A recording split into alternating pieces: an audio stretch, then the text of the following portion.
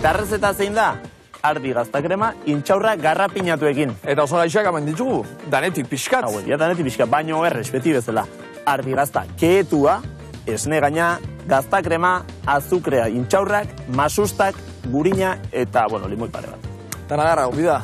Dana, kieto. Ez, ezta? Gero, lanak inda gero. Vale. Alperrik. Gaztatikan aprobetxatuko deuna. Azala, besteik ez, zatikan, honek keetu puntu emango diolako gure esne gainari. Gazta azala, kazola jarriko dugu, eta esne gainaren erdia gehituko diogu. Zatikan erdia, errezeta azkarrago egiteko eta gero ozteko, erdia berotu eta beste erdiarekin oztu.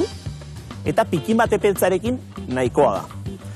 Eta intxaurra garrapinatu giteko, txurruk utzizkite, intxaurra zurituk. Batzu geratzen dizon diokan. Horrekin nahi duak hau. Azukre pixkat, intxaurra karamelizatzen diren bitartean. Betxu, gure esne gaina, epeldu da pikin bat, zapore hartzen hasi zaio, eta zingo diogu, gainontzeko esne gaina gehitu zertako, temperatura azkar jisteko. Eta gure marmelada egiteko lehenengo osagaia, gurina pusketa txiki batekin nahiko. Gurinarekin batera, gure masustak, oso ikan, barrura. Denbora galdu gabe. Eta azkeneko elementu bat, marmeladari puntu bat emateko, limoi zuku pikin bat. Eta marmelada egiten den bitartean guk gazta krema egingo dugu. Oinarria gazta krema. Bere horretan, testura hau arintzeko esne gaina pikin bat. Behitu zenolako testura, behitu gertu daukagu.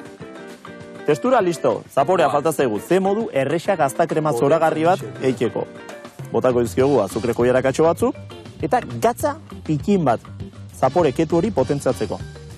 Gure intxaurrak prest daudenean modu honetan, hau ja oztu bira pixkat, karamelizatu eta gero, ingotxuguna zabaldu ez pegatzeko. Oztutzeaz bukatu daitezen hemen gordeko txugu, eta bitartean azkeneko pausua marmelada. Eta marmelada egiteko gure mugurdiak txikitu ingotxugu. Honei, txukun eman.